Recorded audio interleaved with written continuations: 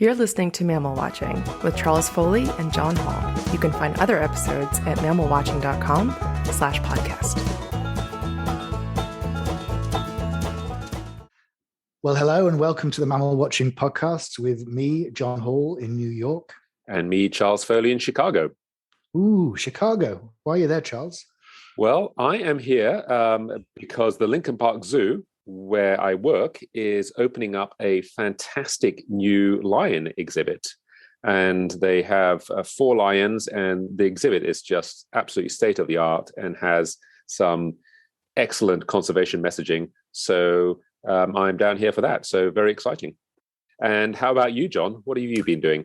Well, nothing as exciting as that. I'm just in New York doing the usual thing. But I am excited about the guest we have who's about to join us, who is a bit of a mammal watching megastar. And just as well, because he has big shoes to fill after the last episode with Lisa Daybeck, because Lisa was extremely inspirational to people, judging by the messages we've had coming in from around the world, inspiring both as a person, including she's inspired my teenage daughter, Katie, who doesn't get inspired by much. So she thought it was an excellent episode. And she's also been inspiring the world's mammal watchers to put Papua New Guinea at the very top of the list of places they want to go, including Vladimir Dinets, who's been just about everywhere. And Vladimir had an amusing exchange on Facebook with Lisa and me, talking about trying to figure out how he could get to Lisa's study site without using a helicopter, which to mere mortals would be impossible. But Vladimir seems determined to get there by hook or by crook. And if anyone can do it, I think he could. Yes, I suspect you're right. We shall see if he makes it or not. So our guest today is Dr. Russell Mittermeier, who I'm sure will be a very familiar name to many people in the mammal watching community. John and I certainly have many of his books on our shelves, and I'm sure that plenty of you do as well. Russ was one of the principal editors of the huge 9-volume series Handbook of the Mammals of the World, and has also edited the illustrated checklist of the mammals of the world, among many other books. Russ did his PhD on primates in Suriname, and since 1977, he has been the chairman of the IUCN Primate Specialist Group. He spent 11 years working for the World Wildlife Fund in the US and 25 years as president of Conservation International. Since 2017, he has been the chief conservation officer of Global Wildlife Conservation, which is now known as ReWild. Now, Russ has described no less than 11 new species of primates, and to top it off, he has 2 lemurs and a species of saki monkey named after him, the Mittermeier's Tapajos saki. He has received numerous awards over the years, including Time Magazine's Eco Heroes for the Planet in 1998 and the Indianapolis Prize in 2018. Russ, welcome to the podcast. It's a huge pleasure to have you here. Thanks. It's great to be here. Welcome from me as well. Thank you so much for joining us. Now, Russ, as I believe I was telling you the other day, the first time I came across you was way back when I was a student at Oxford, and this was in 1987. And some friends and I were looking for ideas for a university expedition, and we reached out to you, and you recommended that we go to the Pando region of northern Bolivia to look for Geldes marmozet. So thanks to you, I added a very good primate species to my list. Well, you actually got that one before I did, because that was the last of the neotropical genera that I managed to get, because it is very, very difficult and very spottily distributed in Western Amazonia. Yeah, no, it is. John, do you have that species? I do, but I didn't realize it at the time. I saw it in a place called Palmarí, just over from Leticia in Colombia, but on the Brazilian side. Oh, really? And I just had notes saying I saw this little weird black monkey, and I didn't know what it was. And only about a year or two ago, I was looking and I found a report where they'd seen them in the same area, and I think it must have been that. But definitely want to see again. I'm not sure that's published. I mean, it's very interesting. Send me that locality. I will. Yes, it's very interesting. Great. So, Russ, let's start out by asking, what was your path to becoming interested in wildlife and ultimately becoming a mammal watcher? Okay, well, early on, I was very fortunate. I grew up in the Bronx and Brooklyn, first 9 years, and then moved out to Long Island in New York. And fortunately, my mother was a housewife, a German immigrant, And she really liked animals. So she would take me weekly to the Bronx Zoo and the American Museum of Natural History when I was a little kid. So I was exposed, even though I grew up in an urban setting, I was exposed to animals very early on. And I always kind of gravitated towards reptiles in particular and primates. And within the reptiles, mostly snakes and turtles. And I still do a lot on turtles. But of course, and then when I moved to Long Island, I was able to, collect and see these animals in the wild and, natural habitats on Long Island. But there aren't a lot of non-human primates in New York. So that took a while to develop. And then in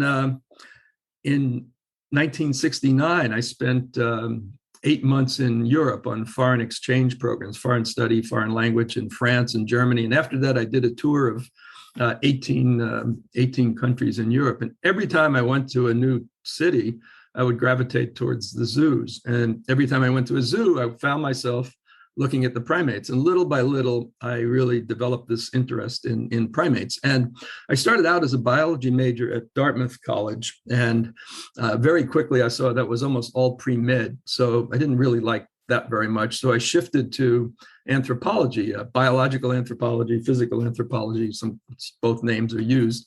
And I fortunately had a very good anthropology teacher who encouraged my interests in primates. And then I got good grades. And in my senior year, I got what was called a senior fellowship. So that allowed me to do whatever the hell I wanted for the whole year. And I started off doing field work in Panama on howler monkeys for about 3 months. And then the rest of that year, I did a compendium on everything that was known about neotropical primates, which wasn't very much at that time, but it still filled 300 pages. So that kind of laid the groundwork for my interest in primates. At the same time, starting very early, simultaneous with going to the zoo and the American Museum in New York, I discovered Tarzan. The Tarzan books, the Tarzan comics, the Tarzan movies. And I decided that, I had to be Tarzan. So that mix of those two things, my mother's interest in animals and that interest in wild places and exploring and adventure, those two combined to really put me on this path. I've never really been interested in anything else. I mean, that's what I've done, since I was a teenager. Right. And interesting because our last interviewee was Lisa Daybeck, and she said exactly the same thing, that basically her interest derived from being taken to the Bronx Zoo when she was a kid as well. So I wonder how many people in the mammal watching world have actually been inspired by going to see zoos when they were young. Very interesting that you should mention Lisa, because long ago, I guess it's probably about 30 years ago now, when she was thinking about doing this work on tree kangaroos in New Guinea, I said, New Guinea's kind of dangerous, and you might want to think twice about that. And she said, "Oh yeah, thanks very much." And she went ahead and did it, and did an amazing study, which is still ongoing. And I'm very happy that she wasn't able to go to the World Conservation Congress, the IUCN World Conservation Congress in Marseille a few weeks ago, but she was given a very prestigious award, the Harold Jefferson Coolidge Award. And I was able to receive it on her behalf. And that award, of course, is named after one of the very early primatologists and one of the founders of IUCN, Harold Jefferson Coolidge, without whom IUCN probably would not exist. So a few years ago, we created an award for him. And I thought it was especially appropriate that Lisa won that award, and she was the first woman to get it. Well-deserving recipient. Indeed. So, Russ, as well as being such a distinguished biologist and conservationist, you've also championed the idea of listing species, in your case, primates. Could you tell us, first of all, the big question, how many primates have you seen? And also whether you've ever thought about having a mammal list more generally? Yeah, I have seen, I haven't updated the list lately, but I've seen over 400 primates. There's 700. I mean, the number keeps changing because of taxonomic changes, but we have about 15 species and 705 plus or minus taxa, that is species and subspecies, named taxa. And so I've seen well over 400. And I realized early on that I would not ever get to see all of them. So I took on a somewhat more modest challenge, and that was to see all 80 genera in the wild. And I accomplished that back in 2019 in southern Tanzania with the Kipunji, Rungwecebus. And very fortunately, I had a BBC film crew with me at the time filming that first encounter. It wasn't a fake scene; it was real. They were with me when I actually saw the animal for the first time, which I was very happy about. And that appears in their 3-part series on primates. Really, an excellent series that you should see. Anyone who's interested in primates should see that. I also record all the mammals I see, and I also record all the birds and reptiles that I see as well. I am long overdue for counting up how many I have, because I have 51 years of notebooks and multiple file cabinets here. It would take a while to do it. I do have to update the primate list fairly soon. Yeah. Okay. Well, 400 primates is a staggering figure. Amazing, and I imagine finally getting Kipunji must have been quite something. But can you tell us about some of your other favorite primate encounters? Well, it was really funny. I talked to BBC probably a year and a half, 2 years before the Kipunji filming. And at that time, I was still missing 3 genera. But I said the Kipunji would be my last genus in the wild. But first, I had to get those other 2 in order to have 78 and 79 in place, right? So I had to scramble in Tanzania in 2018 to get Paragalago, which is a genus of these coastal galagos that had only recently been split off from the other galagos.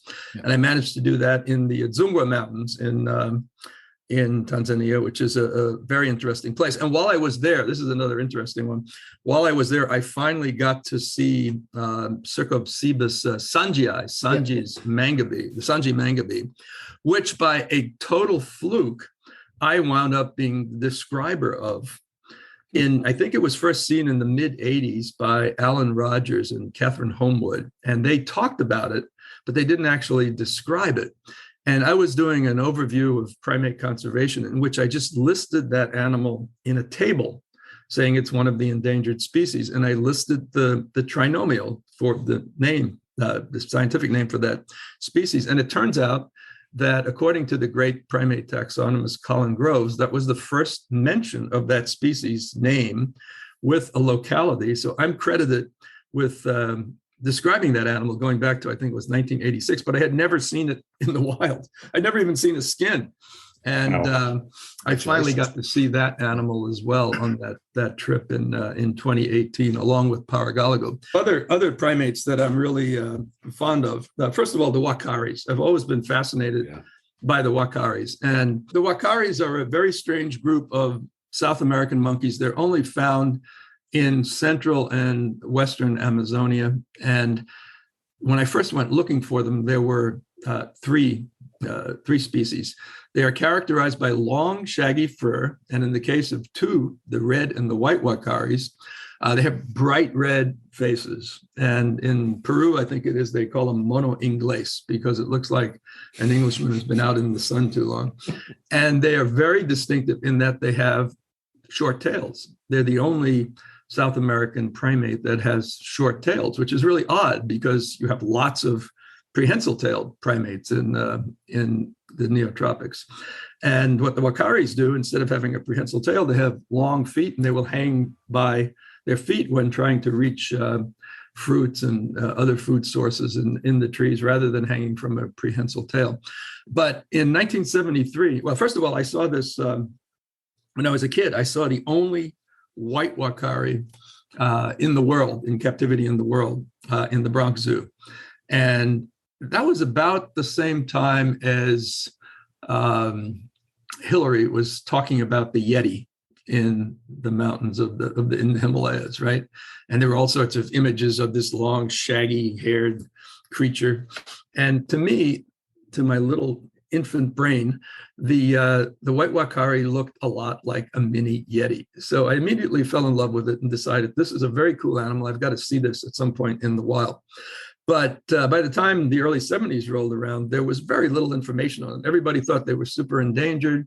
No one really knew anything. There were reports, repeated reports of other reports of other reports of the animals. But in fact, no non-local person had ever seen it in the wild.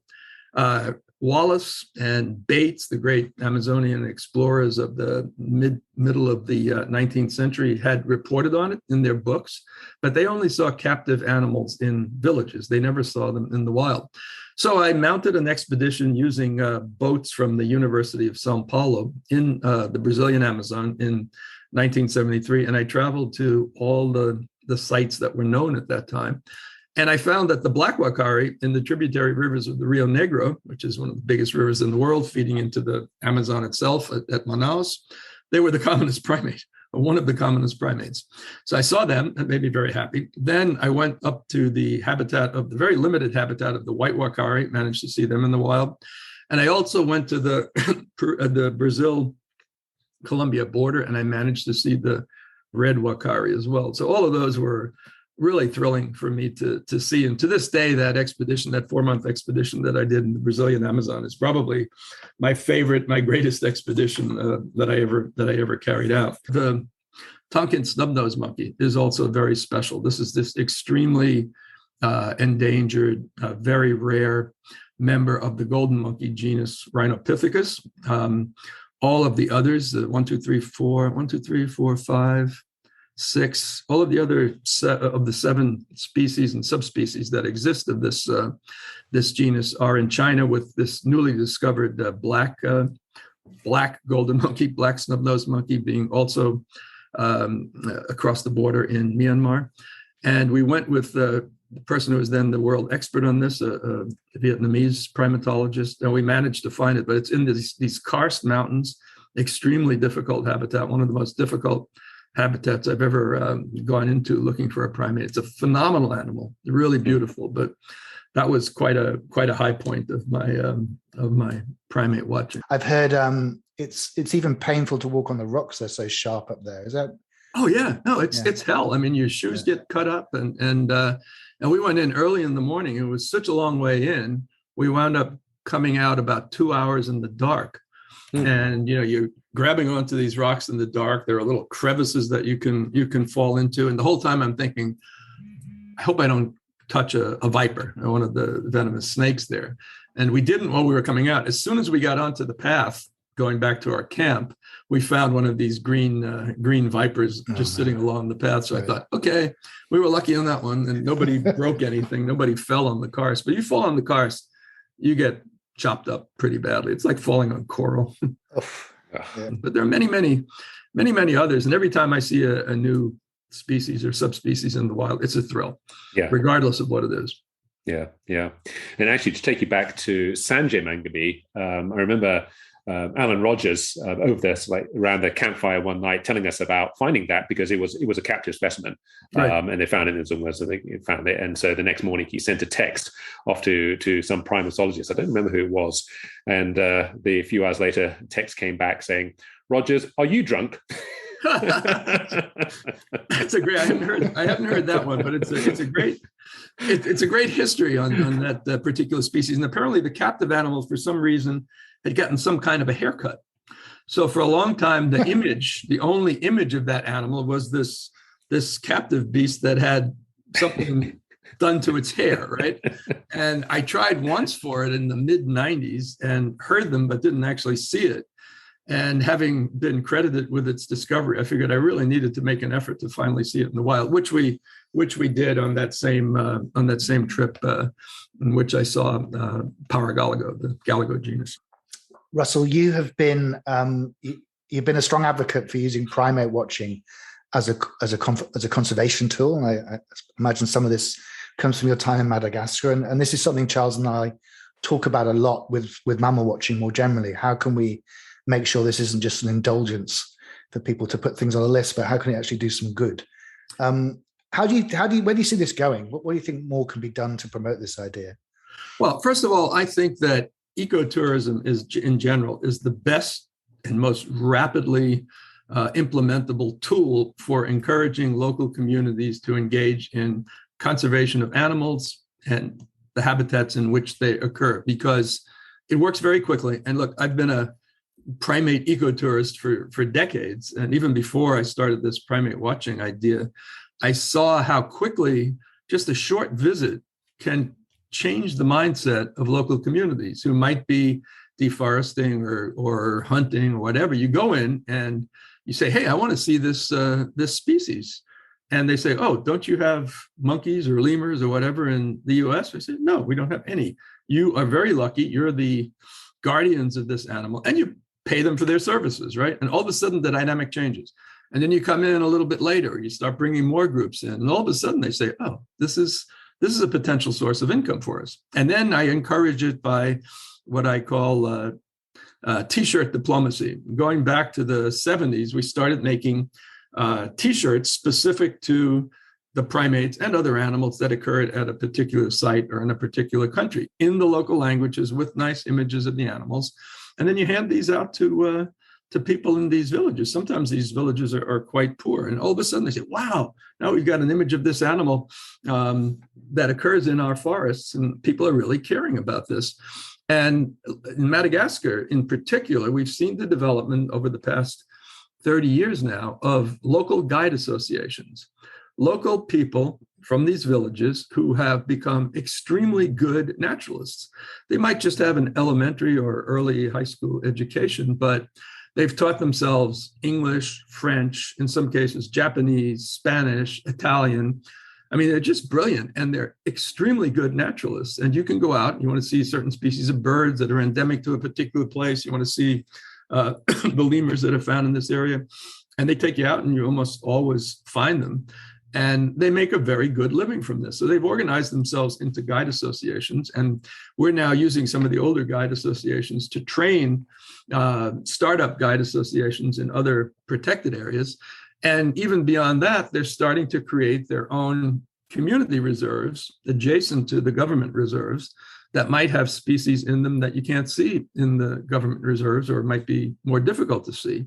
So this is a whole wave that's happening in Madagascar. Unfortunately, extremely unfortunately, it's got put on hold now with COVID, and a lot of these communities are hurting. I've been put in maybe $500,000 of support to some of these communities and some of the researchers and some of the local conservation people over the past since COVID started, to keep them afloat, at least until tourism kicks back in, which I think will happen. And you see that all over the world. And now it's important, if you're encouraging any kind of ecotourism, that it be done properly and that it follow guidelines. We already have guidelines in place for a great ape ecotourism, which is the most risky because of the close relationship that we have with the great apes. There's the risk for disease transmission.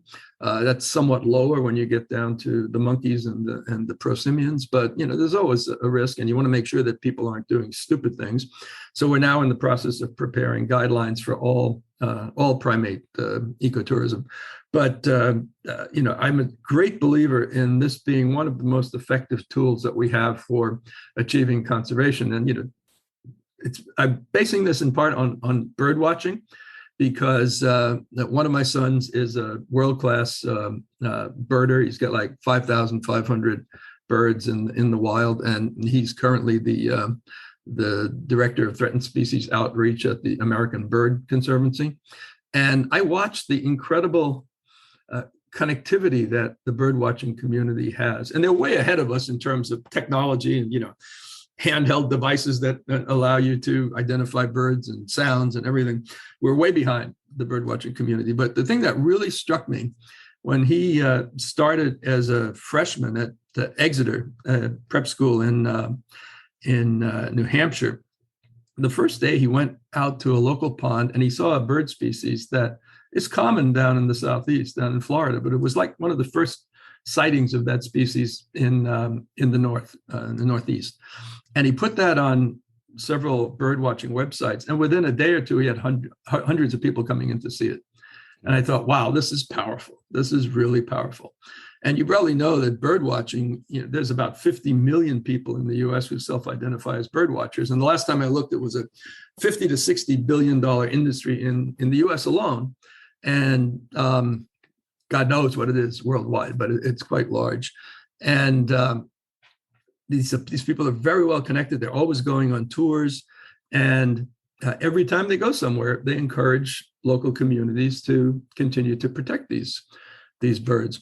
So I thought, why not do the same thing for primates? Okay, we only have 700 plus primates, and birds are at least 11,000 species and counting. And they're everywhere, and primates are not everywhere. But I thought 90% of primates are in tropical forests. I spent most of my life trying to conserve tropical forests. Let's try to do this. And primates are very popular, as you know.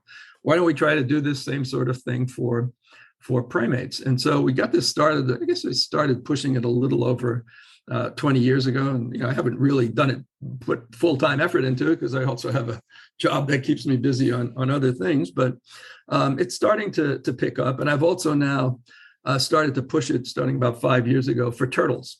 So we're also doing turtle watching now. And of course, being a lister and a collector in general, I've also listed, written down every mammal species I've seen, and every bird species that I could identify, and every reptile and amphibian species that I could identify. Now, long overdue to kind of compile those lists. So I am a mammal watcher for sure, but with a very specific focus on primates. It's so much fun people like us to have a list and to go collecting it. It's such a purpose, gives such a purpose to every trip. And it's always been a complete mystery to me why so many people are birding, but so few people until quite recently had even thought about having a list of mammals. It makes no sense. And I think the work you're doing, it is changing. Every year more and more birders I know are starting to be much more interested in mammals. And it's a really, really great development. Well, it is much harder to see mammals. Other than, savanna wildlife in East Africa and the Pantanal, places like that, where it's quite easy to see mammals. And of course, primates are relatively easy to see. But when you get to the rodents and the bats, it's difficult, and it requires a real specialization, right? So I'm not surprised that it's taken a while, but it seems to be taking off now. I don't think it's ever going to get to the level of bird watching, but if you combine it with bird watching, the impact for conservation, and to me, it's ultimately my goal is to conserve, not just to fulfill my own desires to see these animals, but actually to use this as an effective tool for conservation. And for countries like Madagascar, which are quite poor and strapped economically, not many alternatives other than cutting down what remains of your forests and exploiting your other natural resources to survive. I think Madagascar, because of the incredibly high levels of endemism that exists there, could become a premier ecotourism destination. It's not there yet, but I think it could very easily become that, because the number of endemics you have there, the only place that's really comparable is Australia, and Australia is a continent. So I see, if the government gets it right, and if we continue to encourage it, that ecotourism could become the number one foreign exchange earner in that country within fairly short order. And that's something I'm promoting up to the level of the president of Madagascar. So fantastic. Yeah. Yeah. And I think one of the things about, mammal watching, of course, over 50% of the species are rodents and bats, which are pretty difficult, because with many of them, unless you actually have a permit to trap, it's tough to find them. And then, of course, many things are nocturnal. But I think it would be very interesting to actually collate information to see how much money is now starting to go into areas specifically for mammal watching. The Pantanal in particular would be a very interesting one, because it went from basically being virtually impossible to see a jaguar in the Pantanal to now the landowners over there, the ranch owners who would previously shoot a jaguar on sight, now opening it up to everyone to come and see it and making good money from it. Yeah, the Pantanal is amazing, and it's really the only place in South America that you can compare to the savannas of East Africa and Southern Africa. But look, I've been tromping around South American forests since 1970. I have seen two jaguar in Amazonia, one of them very close up, and one in the Atlantic forest region of Brazil. The last time I went to the Pantanal, in 6 days, I saw 8 jaguar. two of them were eating a horse, and one of them was eating a cow. And the landowner is my very good friend in Cayman, which is, I think, one of the nicest destinations in all of the Pantanal, Roberto Clabin. He said, yeah, well, if they eat a cow or a horse, it's okay, because they're very important sources of income for us now. People come to see them. And you got all the other stuff there, giant otter, thousands of capybara. I even saw a Maine wolf in the Pantanal the last time I was there, which really seemed, what is going on here? It seemed very much out of place, because it's not generally a Pantanal animal. But yeah, I mean, it's amazing what you can do in the Pantanal now. Russ, so another of your many achievements is all the work you've done on taxonomy, especially with mammal guides and things like, perhaps most recently, the Handbook of the Mammals of the World, which many mammal watchers now use as the gold standard for their lists, the taxonomy in that. But this is quite a controversial subject among us mammal watchers. People get quite upset. They start discussing, when there's a species and there's too much splitting or there's too much lumping. Could you describe to the listeners how a new species is actually born? I mean, how do scientists determine that a species should be split? And is there a particular body, as I think there is for birds, that sort of rules on this and actually makes the final decision? Well, you have the International Committee on Zoological Nomenclature, which keeps track of all the changes that have been taking place. But look, what we're talking about is having all of these taxonomic changes based on good science. It's not just somebody arbitrarily saying, well, I just want to kind of split off this animal because I think it's cute and it looks different. It has to be based on good science. And, in recent years, two things have happened. One is we're exploring more and more remote parts of our planet that previously were just off limit. You couldn't get into them. Like much of in the 1970s, when I went to that first expedition to Amazonia, most of Amazonia had not been explored at that time. That's true still in parts of the Congo, even the island of New Guinea, which still has some remote corners that remain to be explored.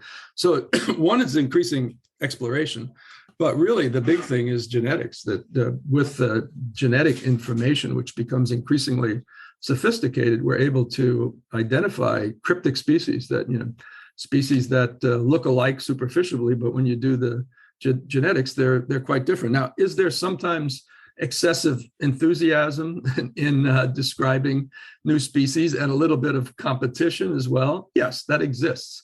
But I'm really not that worried about that, because if you describe something that really isn't a new species, somebody else is going to do another genetic study that sinks it. And that's just the reality. But I would rather err on the side of the scientifically based splitting to make sure that we don't lose animals just because we haven't recognized their existence. You can't conserve an animal unless you know that it's a species and its geographic range and everything else. But with the primates, it's really been kind of crazy, because when I first started in primatology, late 60s, early 70s, we had under 200 primate species recognized, and now we're over 700 taxa. Madagascar is probably the most striking example. When we did the first field guide to the lemurs of Madagascar in 1994, we had about 50 taxa. Now we're at, I think the last count was 112. And I know for sure that we've got at least 10 to 20 other undescribed species sitting out there that we know of. We just haven't worked them up yet. Now, I'm not a geneticist, but I work with people who are experts on the genetics, and we collaborate in getting these species described. Now, will some of those get sunk as more information becomes available? Probably, but I have no doubts that the lemur fauna of Madagascar will be, at least when we're finally done with all of this, whenever that will be, if ever, will be at least double what it was in 1994, which is only 27 years ago. And that's taking place in other parts of the world as well. And some named subspecies have been elevated to species status. And then even at the generic level, we're looking at some of the existing genera, and we're finding out that some previously large genera like Callicebus in South America, that's almost 30 species. And when we looked at the the genetics of the different subgroups of Callicebus, they were separated by 6 or 8 million years. So we put them into, sorry, losing my voice here. We put them into separate genera. So now we have three genera of titty monkeys: Callicebus from the Atlantic forest region of Brazil, and Chericebus and what's the other one? Plecturocebus from greater Amazonia, extending into the Llanos areas of Colombia and Venezuela. So this is based on good science. So it makes it more difficult to, you got more species to see, let's put it that way, but think of it in another way. If you saw an animal somewhere and you thought it was one species, or you saw populations of what was one species, and it turns out you got 2 species, you can add a species without even having to go out there and see it in the wild. Exactly. I love those armchair. Very, very simple. Yeah, I mean, part of the problem, of course, is that species are constantly changing and evolving. Everyone at university who does biology at some point has to write a paper on what is a species. Yeah. And you very quickly realize that no one agrees on what a species is. So, and I remember hearing about chameleons in some forests in East Africa, and every single valley would have a chameleon, which if you looked at the genetics, they would say they're completely different species, and yet morphologically, they looked identical. Yep. So that's part of the problem. Species are not static items. Yeah, I look at Madagascar, they're finding new chameleons all the time in Madagascar. And if you want to go really crazy, and I'm talking just about vertebrates here, never mind inverts. I mean, inverts, it's just off the charts in terms of what we don't know. But in Madagascar, where 90% of the habitat is already gone, there are probably between 100, 150, maybe as many as 200 frog species that are sitting around in museum jars waiting to be described. So for amphibians, that just greatly magnifies the conservation problem, because you're going to have some species that are in tiny forest patches or are already gone, and we don't even know it because we haven't described them yet. So, it's quite complicated. And some of the lemur species that have been described over the past quarter century are down to tiny fragments of habitat. But if we don't recognize them, if we don't name them, then how are we going to carry out efforts to conserve them, right? Yeah. But just to take you back to the issue of, is there actually a body in the mammal world which is the ultimate arbiter of saying, yes, this is now a new species, or it's not, as there is in the bird world? Well, for primates, because we have this large membership in the primate specialist group, we're kind of the de facto authority on both red listing, on both conservation status and taxonomic situation, right? We have a gentleman named Anthony Rylands, who I've worked with for well over 40 years. He's one of our deputy chairs, and he is the go-to guy on everything relating to both conservation status, red listing, and taxonomy. And he keeps constantly on top of all of the information that's coming in on primates. And anybody who wants to know anything about the latest, I contact him probably weekly myself. I just contacted him now, say, what's the latest number on, I didn't get it back yet, but what's the latest number on total primate taxa? Because I'm using 705, it could be 706, 708, 704, I don't know. So our specialist group is the de facto taxonomic authority. And some of the specialist groups, most do not, but some of the IUCN specialist groups also do this. The tortoise and freshwater turtle group also serves this function. So basically, we are the receptacle of all the information that comes in, and then we feed it back to the broader community. To what extent that happens with other mammals, I don't know. And do you see that as being a role in the future for all these specialist groups, that it's something that they should perhaps be doing? I certainly do, but the Species Survival Commission's specialist groups are a motley group, let's put it that way. There's over 160 groups now, and I've been associated with the SSC since 1974 and on the steering committee since 1982, and you have every kind of group imaginable. Some of them just want to do red listing and nothing else. And more groups are seeing red listing and action planning that emerges from the red listing and actually generating action as part of their portfolio. And that's really happened in a major way under the leadership of the current chair, who was just reelected to a second term, John Paul Rodriguez. He's really a great chair. And he's pushing more for having conservation action.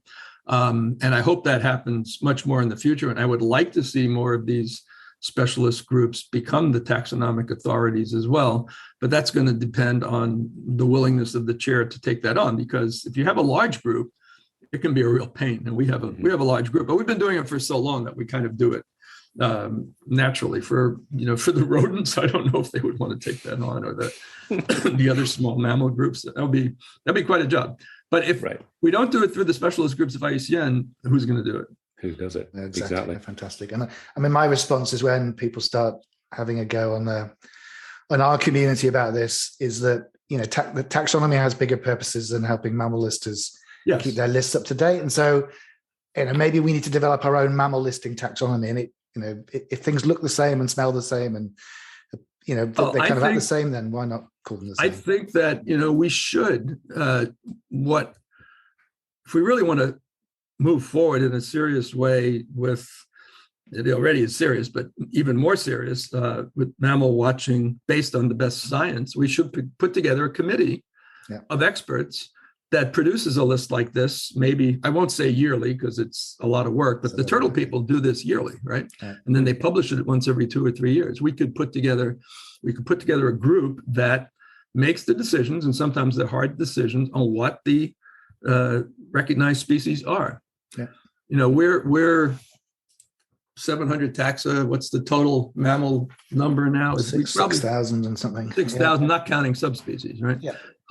So maybe we're 10% with just the primates, but the real challenge would be the rodents. But there are people who are experts. I mean, Don Wilson, who was really the principal editor on the handbook series. I mean, he's a bat expert, and he could certainly be very helpful in producing a list of the recognized bat species. So why not try to do that as a community and become kind of not only the group that encourages listing, but also tries to make it work in the soundest scientific manner. Yeah, okay. That's a good idea. Russ, I know that obviously a lot of your time has been dedicated towards finding primates, but you also have some fantastic sightings of other mammal species. And you were telling me about a great encounter that you had with a giant armadillo the other day. Do you want to tell us a few of your other non-primate mammal sightings? Well, the giant armadillo one was really, really fun because this was in 1976, and I was down on the Suriname-Brazil border, which is about as remote as you can get in rainforest areas, including even to this day. And so we're walking through a patch of forest through the you got mix of savanna and forest. And we were walking through a patch of forest, and I'm in front, and all of a sudden there's this big thing in the trail in front of me. And it stops, and I stop, and we look at each other and go, damn, giant armadillo. So this goes on for about 30 seconds, and he decides that I'm not friendly. He dives halfway into his hole, his tail sticking out, and I go, I got to get a picture of this thing. I got to get him. So I grab his tail, and I put my legs to either side of the hole and pull as hard as I could, and he just went squish, covered me with dirt, and he was down his hole. And to this day, although I've seen hundreds of giant armadillo holes, to this day, I have not seen another giant armadillo in the wild. Then jaguar sightings, tigers, really cool tiger sighting.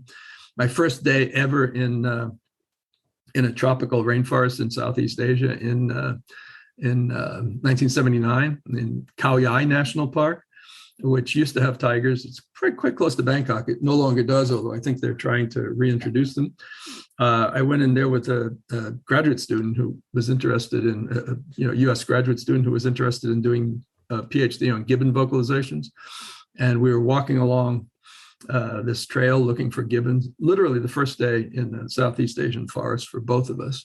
And we had heard that the year before, a tiger had killed a guard. And a month before, a girl had been mauled but not killed in that same park.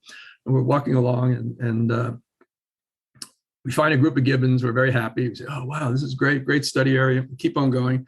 We come out to a grassy area, and there's a tiger about 30 feet away in the middle of just lying down in the middle of the grass. The tiger jumps up. This guy was walking in front of me. He starts running. I yelled, don't run, don't run. Proceed to pass him. And we ran for the next mile without stopping. And that first few seconds, you kind of feel the tiger on your back. Wow. But fortunately, the tiger went in a different direction. And I felt kind of stupid for doing that. But I asked George Schaller a few months later, and he said, you did the right thing. You were too close. So it was the smart thing to do to get the hell out of there as fast as you could. Okay, last question, I think, from us. What are your next mammalian targets to see, both primate and non-primate? Well, with primates, basically now, anything that I haven't seen counts. I'm particularly interested in the owl-faced monkey from Eastern Congo, and also occurs in Burundi and just squeaks over into Rwanda, Nyungwe Forest in Rwanda, but it's really difficult to see there. It's just a very hard animal to see because of its escape patterns. That's definitely a high priority one. Non-primates, love to do the snow leopard while I can still walk at high altitude, right? Apparently there are good sites to see it now. Now you've told me there's a good site for the clouded leopard, so that's definitely on the list. Yeah. Wouldn't we all like to see an okapi, right? I mean, I've loved okapi since I have two little Steif. I don't know if you know what Steifs are, but it's a German brand of stuffed animals that I got when I was very little, probably 6 years old. And my two favorites are a small and a large okapi. Russ, thank you so much. That was such an interesting and entertaining conversation. I'm so pleased to have met you after reading your name and reading your work so often. It's a real privilege. Thank you very, very much for joining us and telling us so much, and also being such a supporter of the mammal watching cause for conservation science. Thank you.